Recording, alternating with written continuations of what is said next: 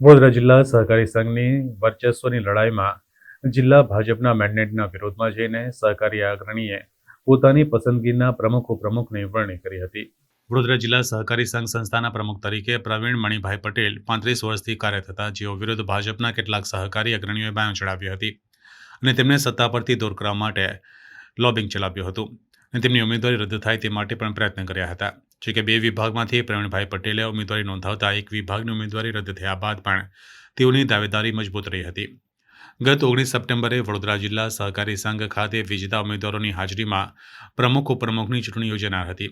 જોકે ચૂંટણી અધિકારી હાજર ન હોવાને કારણે જે તે સમયે પ્રક્રિયા મુલતવી કરવામાં આવી હતી. મુલતવી થયેલી પ્રમુખ ઉપપ્રમુખની ચૂંટણી રાવપુરા સ્થિત જિલ્લા સહકારી સંઘની કચેરી ખાતે યોજાઈ હતી, જેમાં ચૂંટાયેલા 19 સભ્યો હાજર રહ્યા હતા. અન્ય 3 હોદ્દાની ચૂંટણી હતી. એમાં 3 હોદ્દાઓ બિનહરીફ તરીકે આજે જાહેર થયા છે અને પ્રમુખ ઉપપ્રમુખની ચૂંટણી અમારા મેન્ડેટ પણ આવ્યા હતા.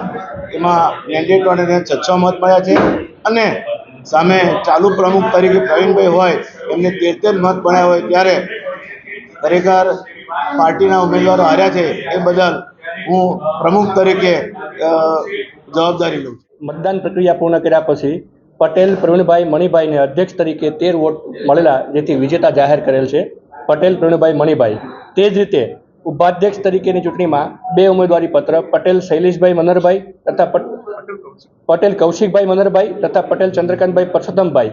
મતદાનની પ્રક્રિયાના અંતે વિજેતા તરીકે પટેલ શૈલેષભાઈ મનરભાઈ પટેલ કૌશિકભાઈ મનરભાઈ 13 વોટથી વિજેતા જાહેર થયેલ છે.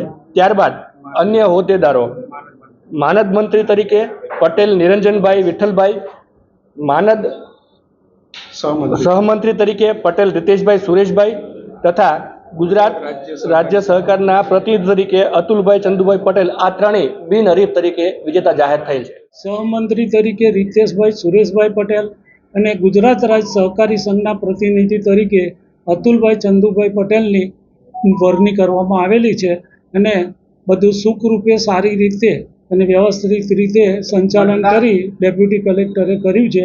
એ બદલ એમને પણ અભિનંદન આપું છું.